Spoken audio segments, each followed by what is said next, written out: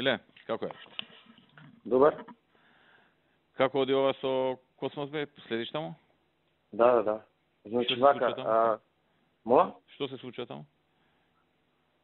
Сега одиме на тај помалиот објект.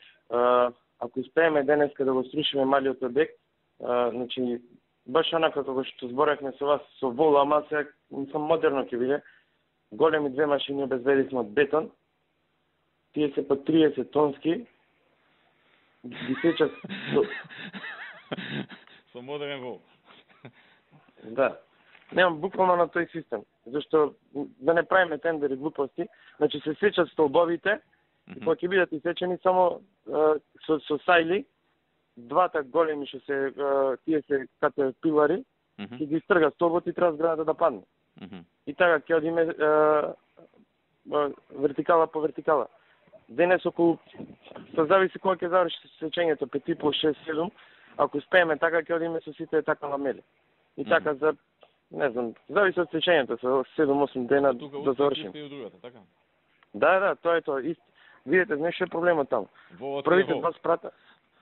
Првите два спрата се платни. Платна, значи, не се столбови, тука е целосно бетонско. Аха. И тоа ни прави поголем проблем. Ги зедовме овие најаки камиони, се има уште некои камиони 9 ги викаат тие, појаки малку, ама таков 1-2 биле, само да пробаме со вие, ако не од утре ќе ги бараме и нив. Аха. Овие се од бетонни граните имали исто такво, некој албанец работел на Значи до вечер за малата ќе се знае. Ќе се знае и за малата и за генерално за цел објект. Сега дојдува од Американска амбасада, загрижени за спроведувањето на законот. Заменик амбасадорот, зошто вака, зошто така. Тој беше ваш пратеник, па сега е со СДС. Он го финансираше А1, тврди дека е заради тоа. После викам ја, он јавно призна дека имал грешка. Па вика, да, јавно призна, ама дека не била голема грешката и дека ова се му е заради А1. И дека многу мала била грешката за 1 метар. Нели ти ми кажуваше дека била за цел спрат под земја? Метар и пол е, значи, над кота замина. Аха. А плюс има и дополнително стубови. Добро. Значи до вечер малата. Значи така очекуваме да биде. Ќе јавам одма, чим ќе биде ќе јавам одма. И плюс писмото што ми рековте се пише за на пола сати, тоа ќе биде готово, ќе му го пуштам на Суле да го види дали е окей. Ја тоа инвестив дека ќе се подготви non-paper еден.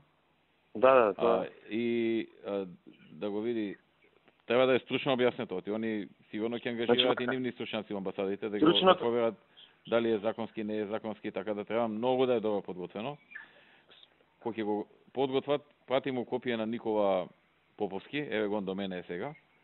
Добро. На мене. На кој друг да видиме? Кој да го види? Никој имаш идеја уште кој да го види? И Горде и Нино од правен аспект. На Горде по мейл. На Нино е тука. Па дури после да го пуштам. Добро. Прати го и на македонски и на англиски. Па после со корекција утре ќе најдам ја тука како што да се организира да го добијат они. Важи. Ја ќе им го пуштам како non-paper, значи не ми треба подпишано, не ми треба ништо, non-paper. Да, до крајот на денот ќе ви го пуштам. Да, ето. Да го видам зашто вика нема право на жалба, односно судовите не работат, не може да отиде на суд. Значи, жалбата не го одлаги извршувањето. Тоа си е по закон, ќе опишеме тоа. Не, вика демек да заврши судската постапка, па после ете ако е крив, па така. Жалбата не го... Како беше жалбата? Одлаги извршувањето. Жалбата не го одлаги извршувањето. Океј, значи кога ќе го подготвиш тоа прати ми. И јави ми до вечер. Да. Важи. Чао.